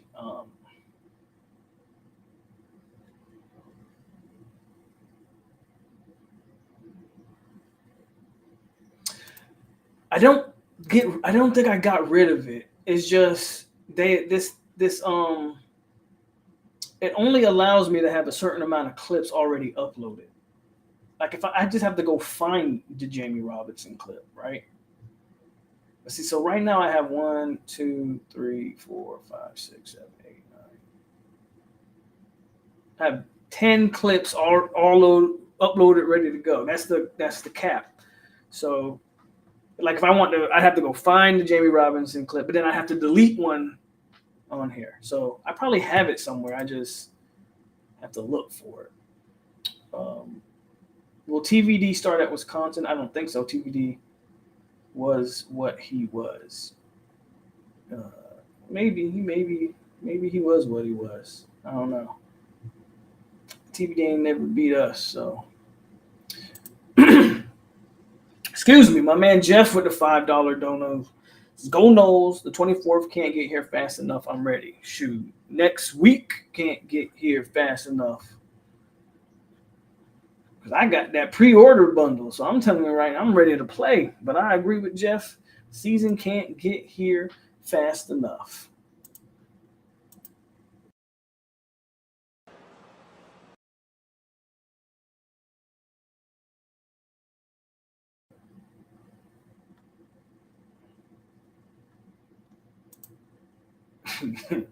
You're definitely being funny, but it'd be funny to see. I hate that video. Mario needs to get some dance lessons. Name a great game day coach who's got multiple rings. Are we talking college or are we just talking? I'm assuming you're just talking college. A great game day coach that's got multiple rings. Well, Jim Harbaugh, but he only has one rings, so he only has one ring. Jimbo only has one ring, but Jimbo was also a really good recruiter.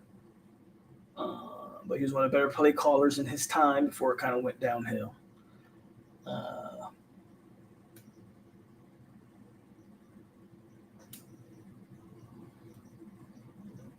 I mean, I don't see how you cannot say Coach Saban, but you can make the argument that Saban let his coordinators do the coaching.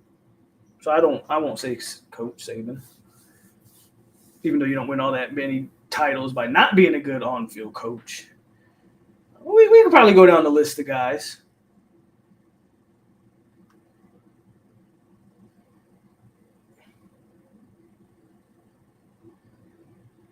Miami you ain't seen Cam Ward take a snap for Miami yet, and Mario gets credit for Cam Ward. Get out of here. This is ridiculous. This is one of the craziest things and you've said some crazy shit. That's one of the craziest things you've ever said on here. Mario gets credit.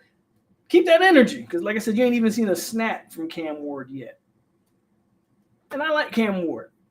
But Washington State, Miami, not really the same. We'll see how he looks, though.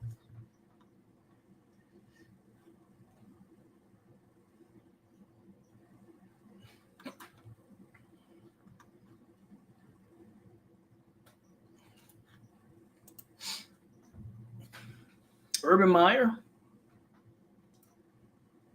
I just thought of Urban Meyer. When you want to say like play calling and coaching, game day coaching, Urban Meyer. And Urban Meyer got 3 natties, if I'm not mistaken. Right? 2 at Florida, 1 at Ohio State. Yeah, Urban Meyer. I go with Urban. They're out there, Zay. I know what you're trying to do. You're trying to say you just recruit and you'll win a national championship. But unless the coordinators take up for the lack of, coaching, then Cam Ward hasn't even taken a snap there. I don't know how Mario gets any credit for Cam Ward, and we don't even know what Cam Ward is in a Miami Hurricanes uniform yet.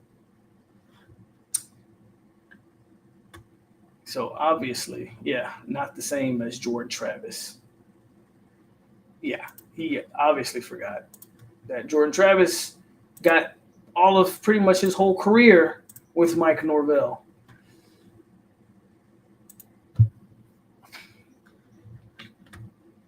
Hell, until Jordan Travis got hurt, Mike Norvell had never won a game with another quarterback at Florida State other than Jordan Travis. Then Travis got hurt. Then he ended up winning games with Tate Rodemaker and Brock Glenn.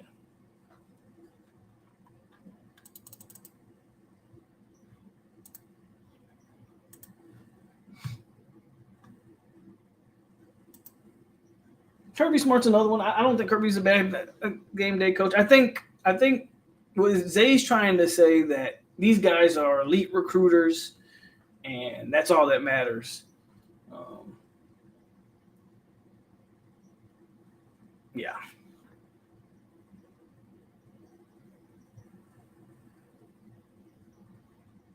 Players make the coaches. You bring in the talent. You stack recruiting classes. You will win. You could give a F who's coaching. Okay. I hear what you're trying to say. My problem is, obviously talent, right? Talent trumps. But, Miami's had one of the better blue chip ratios for the last few years, and the talent hasn't trumped. So you can't say the coaching doesn't matter. And in an era where there's more parity in college ball than there's ever been, talent gap isn't always that wide. You watch Appalachian State go into Texas A&M and beat them. You're trying to tell me at any point is Appalachian State more talented than A&M? This is A&M, Jimbo Fisher A&M, best recruiting class, best defensive line recruiting class of all time, A&M, and Appalachian State wins that game. Is that because of coaching? Yeah. That's because of coaching. I get you. I'm a talent guy too, because talent matters. The horses absolutely matter, but it has to be paired with a great band director. You got to be able to lead a jockey. You got to be able to lead the horses. You can't just throw all your thoroughbred horses out there and just let them run. They're going to run off. You still got to have coaching. You got to have direction. It absolutely matters. If coaching didn't matter, you would never get upsets. Hey, Randy, how you doing? And you be safe as well. Happy 4th of July to you.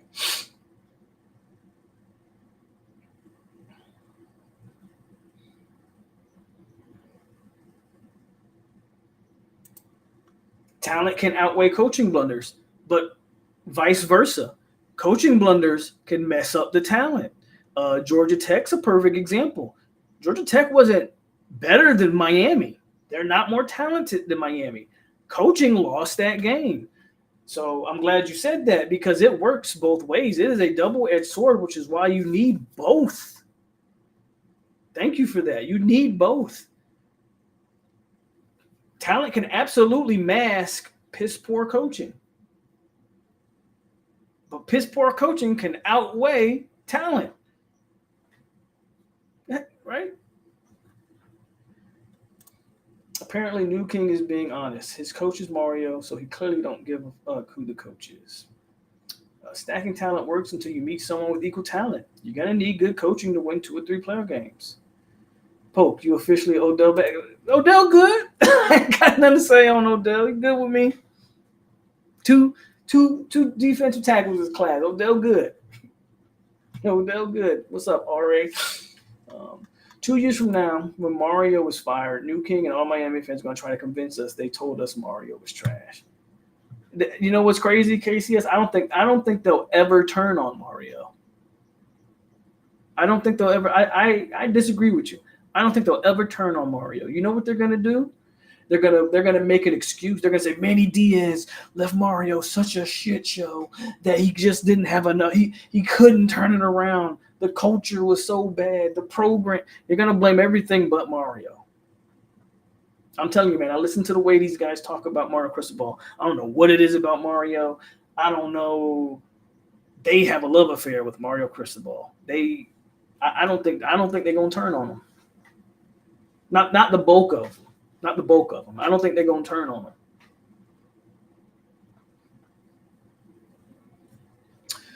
Zay says, great point. I'll answer your question with a question. Who was Jimbo's QB in that App State? You think if he had Jameis Winston type QB, they lose to App State? Well, I don't know who Jimbo's QB was, but if it was probably a 5-star. And again, in the App State game, we talk about Texas A&M. This was kind of the start of like the whole Jimbo Fisher's add a touch thing in terms of his coaching. His coaching lost him that game, which is why he ends up getting fired. So maybe if he had Jameis, but Jameis doesn't come around every, Jameis is generational. Trevor Lawrence is How often are you going to get Jameis Winston? When's the last time Miami had a program-changing quarterback? Not trying to be funny, just a legit question, because it just shows you how rare they are, right? It shows you how rare they are. So absolutely, man, talent matters. But then you go to Jordan Travis. Jordan Travis definitely has talent and ability, don't get me wrong. But you're talking about a 3-star coming out of high school. How much coaching do you think helped Jordan Travis get through all the stuff that he was going through to eventually become a very good college quarterback, to the point where he had FSU on the track before the injury to make the college football playoff? So coaching is more than just play calling. That's also helping your players understand what they're doing. You feel me? So that's what I'm saying. Like, coaching definitely matters.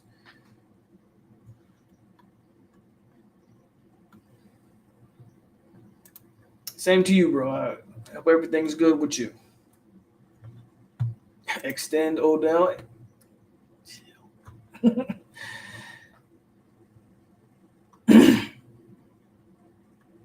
Yeah, the coaching caught up to him. Jimbo's lack of evolution caught up to him. All the talent in the world, but the scheme didn't fit the players, and it caught up to him.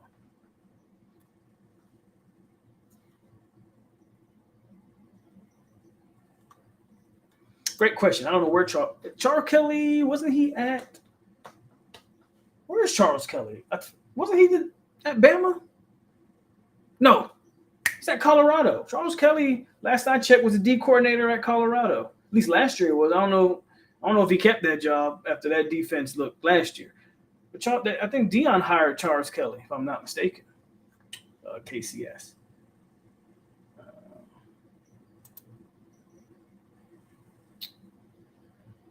At one time, Jordan did want to give it up.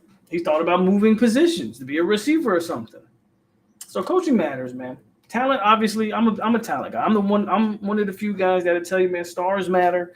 Don't let nobody tell you that the stars don't matter. I believe stars matter. I do think guys get overrated and underrated and all those things. But ultimately, I think the stars matter, which is why everybody is so happy when a team gets a 5-star commit and tries to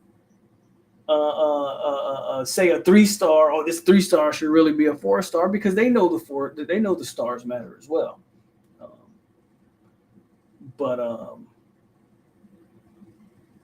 So he did get fired from Colorado. So he's at Auburn right now. Okay, so Charles Kelly went back to Auburn. I believe he was at Auburn before that. That's crazy. Deion fired Charles Kelly. That ain't Charles Kelly's fault. Who's their new I know Warren Sapp, I don't think he's a D coordinator, but I think Warren Sapp is coaching at Colorado right now too, if I'm not mistaken. But yeah, man. So I think we can agree, coaching matters. Zay says the truth is Manny ain't left us in shambles. After they fired him, that's when they put real money in the program. After that 0-1 championship, they didn't. I'm just glad you're saying that, because Mario is having the resources that Manny never had, and that's true. I just think Miami fans will find a way to twist it if he ever gets fired. They'll blame everything but Mario. Again, there's a weird love affair with Mario Cristobal, but yeah, we'll see what happens. With the season about to start, I hope we have seen the last of the ACC, and we can look up to being the Big Ten or SEC. That probably happens, and they might get announced sometimes during the season. Maybe they wait till the off season. I think we're probably in the last year at the ACC. If not this year, next year would be the last year. But we'll see what happens with that. Kelly's a prime example of having talent, and shout out to Nixon, because that's another great example. Go look at some of the defenses Charles Kelly had with Florida State, and the talent of those defenses, but then go look at the on-field production of those defenses. You're talking about guys that were still getting drafted and drafted fairly high that played for Charles Kelly. You're talking about guys who are in the NFL still and are making a lot of money, like Josh Sweat and guys like that. Charles Kelly had players, and FSU's defenses were lackluster, because coaching does matter. Talent's amazing. Talent gets you in the door. But like somebody else say, some of these teams you can outpower. What happens when you run into a team that you can't outpower? Well, then you got to out-scheme them. And if you can't out-scheme them, you're going to end up losing. So it's a good point. We did 2 hours strong, so I'm feeling pretty good. I'm going to go on out here and get me some lunch, because as you know, I'm on Korea time. So it's nighttime for y'all. It is, what time is it? It's 11 o'clock in the morning for me, so it's about lunchtime for me. So KCS says I blame Randy, Al Golden, Manny, and every other coach until Miami wins the Natty again. the third in Kelly. And August 1st is the deadline to announce until the following year. Okay, so if it's not before August 1st, then we have to wait. As always, guys, hit that like button on the way out if you did not hit it on the way in. Continue to share the channel. Continue to share videos for me. Put it on your socials. Let people know if you got Florida State fans that don't know who I is. Let them know that we come over here, man. We just talk ball. Okay? I don't really troll, even though I have fun with the Miami fans that show up, because at the end of the day, it's all football. Ain't no need to be getting on here arguing about football. You feel me? So, but we don't do a lot of trolling over here, even though, like I said, we go a little bit back and forth with the Miami fans that show up. We don't do a lot of fluff. We talk ball. We talk ball over here. Good, bad, indifferent. We talk football. As always, it's your boy POLK over here on 863 Seminole TV. Stay classy, Seminoles, and we are out here. Go Noles. And happy 4th of July. And happy birthday, Terrence, again. I'm sorry. I forgot. You can't fire me. Fine.